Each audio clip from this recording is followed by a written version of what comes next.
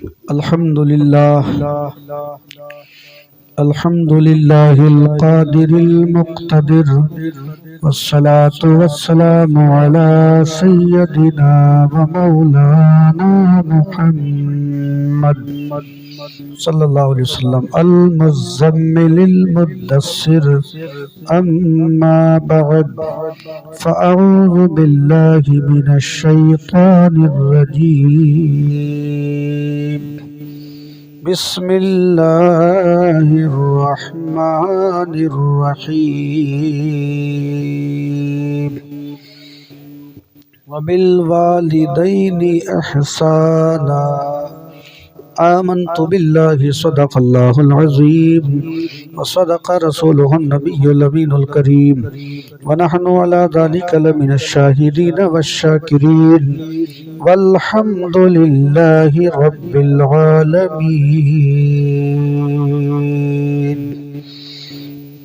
دانا دانا میرے حضور کا ہے، سبحان اللہ، بول دیجئے سبحان اللہ۔ دانا دانا میرے حضور کا ہے، سبحان اللہ۔ کل خزانہ میرے حضور کا ہے، سبحان اللہ۔ سر جھکایا نہیں، کٹا ڈالا وہ گھرانہ میرے حضور، سبحان اللہ سبحان اللہ۔ وہ گھرانہ میرے حضور کا ہے، اور کسی کو زمانے کی دولت ملی ہے، کسی کو جہاں کی حکومت ملی ہے، ہم اپنے مقدر پہ قربان جائیں، ہمیں غوث اعظم کی نسبت ملی، ہمیں غوث اعظم کی نسبت ملی ہے۔ یہ میں نہیں، یہ میرا ایمان بولتا ہے، سبحان اللہ سبحان اللہ۔ ہاں، یہ میں نہیں، یہ میرا ایمان بولتا ہے۔ جلدی آ جائیے، بہت تیزی کے ساتھ آپ بھی آ جائیے، یہ بچے پیچھے کر دیجیے بچوں کو، آپ آگے آ جائیے، آ جاؤ میرے بھائی، ماشاءاللہ بہت اچھے لوگ ہیں، آ جائیے بہت تیزی کے ساتھ۔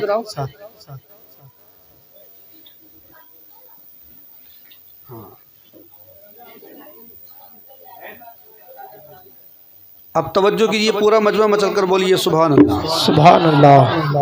یہ میں نہیں، یہ میرا ایمان بولتا ہے، لبہائے مصطفیٰ پہ قرآن بولتا ہے۔ یہ میں نہیں، یہ میرا ایمان بولتا ہے، لبہائے مصطفیٰ پر قرآن بولتا ہے۔ اپنی طرح بشر جو کہتے ہیں مصطفیٰ کو، واللہ ان کے لب پر شیطان بولتا ہے، اللہ ان کے لب پر شیطان بولتا ہے۔ اسلام جیسا مذہب کوئی دوسرا تو لاؤ، اسلام جیسا مذہب کوئی دوسرا تو لاؤ، یہ بھی میرے نبی کا فرمان بولتا ہے، یہ بھی میرے نبی کا فرمان بولتا ہے۔ اور احمد رضا کا مسلک پھولے پھلے جہاں میں، احمد رضا کا مسلک پھولے پھلے جہاں میں، ہم سنیوں کے دل کا ارمان بولتا ہے، ہم سنیوں کے دل کا अरमान बोलता है। आइए एक मर्तबा नबी अकरम नूर मुजस्सम सरवर कायनात फ़ख्र मौजूदात जनाब अहमद मुज्तबा मोहम्मद मुस्तफ़ा रूही फिदा सल्लल्लाहु अलैहि वसल्लम की बारगाह में दुरूद व सलाम का नजराना बांदाज़ गुलामाना पेश करने की कोशिश करें। बावाज़ बुलंद पढ़ें अल्लाहुम्मा सल्ली अला सय्यिदना व मौलाना मुहम्मद मुबारक वसल्लम सल्लल्लाहु अलैहि सलातो व सलाम अलैका या रसूलल्लाह सल्लल्लाहु अलैहि वसल्लम। एक मर्तबा नबी वाले नबी की बारगाह में और दुरूद शरीफ पढ़िए। अल्लाहुम्मा सल्ली अला सय्यिदना मौलाना मुहम्मद मुबारक वसल्लम सल्लल्लाहु अलैहि सलातो व सलाम अलैका या रसूलल्लाह या नबी अल्लाह या हबीब अल्लाह सल्लल्लाहु तआला अलैहि वसल्लम। कुछ लोग बाहर सोच कर रहे हैं कि हम बड़े अच्छे हैं, महफिल की आवाज़ तो आई रही है, हम यहाँ सुन तो रहे हैं, मगर अच्छे वो नहीं हैं, अच्छे आप हैं जो जिस जगह महफिल पाक रसूल होती है वहाँ खुदा की रहमतों का खास नुज़ूल होता है। वाह सुभान अल्लाह। ये वो महफिल है जिसमें अहमद मुख्तार आते हैं। हाँ, अकीदा है नहीं? हाँ, ये वो महफिल है जिसमें अहमद मुख्तार आते हैं, मलाइक लेके रहमत के यहाँ अनवार आते हैं। तो कहते हैं मुसीबत में अगिस्नी या रसूल अल्लाह, मदद करने को उनकी सैयद अबरार आते हैं। सुभान अल्लाह सुभान अल्लाह। मदद करने को उनकी सैयद अबरार आते हैं। एक मर्तबा बाबा से बुलंद दुरूद शरीफ पढ़े अल्लाहुम्मा सल्ली अला सय्यदिना व मौलाना मुहम्मद मुबारक वसल्लम अलैहि सलाम अलैका या रसूल अल्लाह सल्लल्लाहु अलैहि वसल्लम। ये तमाम ही मरहूमीन की तरफ से ईसाले सवाब के लिए इस महफिल पाक को सजाया है। महफिल पाक जलसा रसूल पर एतराज़ वही कर सकता है जिसके ईमान में कमी हो, समझे नहीं? सच्चा मुसलमान नहीं होगा ना, वही इस पर एतराज़ कर सकता है। और अगर सच्चा मुसलमान है तो नबी की महफिल का नाम सुनते ही मचल जाएगा। वाह वाह वाह सुभान अल्लाह सुभान अल्लाह। जो भी एतराज़ कर रहा है ना वो दो टक्कोली का आदमी, तो समझो कि बेकार है, बेकार है, समझ लो बेकार है, कोई हैसियत का हामिल नहीं। जो भी हो, बस सबकी तरफ से एक ही जुमला काफ़ी है, अगर ईमान मुकम्मल होगा तो महफिल पाक पर एतराज़ नहीं बल्कि सर के बल चल करके आए। सुभान अल्लाह। और अगर ईमान में कमी होगी तभी कोई एतराज़ कर सकता है। अब जो भी एतराज़ करे समझ जाओ कि उसके ईमान में कमी है, वो सच्चा मुसलमान नहीं है, तभी वो महफिल पाक पे एतराज़ कर सकता है। वरना नबी के नाम की महफिल हो, आका का जिक्र हो, मुस्तफ़ा जाने रहमत की महफिल सजाई जाए और उनका कलमा पढ़ने वाला एतराज़ करे, उनका चाहने वाला एतराज़ करे, ये नहीं हो सकता। बल्कि महफिल पाक के अल्लाह के प्यारे हबीब की इस कदर अल्लाह को महबूब है कि वो हदीस पाक में आता है कि बंदे तो बंदे, इस महफिल में अल्लाह के मुकद्दस फरिश्ते भी आते हैं। सुभान अल्लाह सुभान अल्लाह। इस कदर आते हैं, इस कदर आते हैं कि पाँव रखने की भी जगह नहीं होती। ये अलग बात है कि हम देख नहीं पाते, अल्लाह के प्यारे हबीब की भी जलवागरी होती है, बुजुर्गान दीन का भी आना होता है। ये बहुत ही बाबरकत और मुकद्दस महफिल है। बाज लोग तो सिर्फ क़यामत के दिन इसी एतबार से बख्शे जाएंगे कि उन्होंने अपनी रातों को मुस्तफ़ा जाने रहमत के जिक्र पे कुर्बान कर दिया, अपनी नींद को, आराम को आका के जिक्र पे कुर्बान कर दिया। अल्लाह रब्बुल इज्जत ने कितनों को तो यही अदा इनकी उनकी पसंद फरमा करके जहन्नम से आजाद फरमा करके जन्नत में जन्नत का उनको मुस्तहिक बनाएगा। इसलिए इस महफिल पाक जहाँ भी अल्लाह रसूल की महफिल हो, नबी का जिक्र हो रहा हो, औलिया किराम का जिक्र हो रहा हो, वहां जाकर के अपने आप को उस महफिल की बरकतों से जरूर मुशर्रफ करना चाहिए, ताकि परवरदिगार उसके सदके जो रहमतें महफिल में बरस रही हैं उसके कुछ छींटे अगर हम पे भी बरस जाएं तो अल्लाह हमारे गुनाहों को माफ फरमाकर उन गुनाहों को नेकियों में तब्दील फरमा देता। सुभान अल्लाह सुभान अल्लाह। जिंदाबाद। میں نے جو آیت کریمہ تلاوت ماشاء کی اللہ۔ یہ ایصال ثواب کے لیے اس محفل پاک کو سجایا گیا۔ علماء کرام کے تعلق سے آپ یہ سوچتے ہیں بعض لوگ کیا کیا نبی کے جلسہ کر رہے ہیں، ارے نبی کا جلسہ کر کے وہ چاہتے ہیں کہ تمہارے مرحومین بخشے جائیں، تمہارے جو دنیا سے جا چکے ہیں، تمہارے وہ مرحومین جو وہاں جا کر کے آرام سے رہیں، انہیں سکون مل جائے، انہیں راحت کی وہاں زندگی مل جائے، یہی ان کی تمنا ہے۔ ورنہ کیا تمنا ہے تم جنت میں جاؤ یا جہنم نے کسی کو کیا مطلب پڑا ہے؟ اور اگر تمہارے بارے میں کوئی سوچ رہا ہے، اگر تمہارے مرحومین کے بارے میں کوئی تصور کر رہا ہے، سوچ و فکر رکھ رہا ہے، تو تمہیں اس کا احسان ماننا چاہیے کہ اس کے احسان اس طرح سے تاکہ پروردگار عالم ہو سکتا ہے اسی ذکر رسول کی برکت سے، ہو سکتا ہے مصطفیٰ جان رحمت کے ذکر کی برکت سے اللہ تمہارے مرحومین کو جنت الفردوس میں اعلیٰ مقام عطا فرمائے۔ اس لیے کہ ہمارا عقیدہ یہ ہے کہ جب ہمارے مرحومین اس دنیا سے چلے جاتے ہیں تو اللہ رب العزت ان کے درجات کو بلند فرماتا ہے۔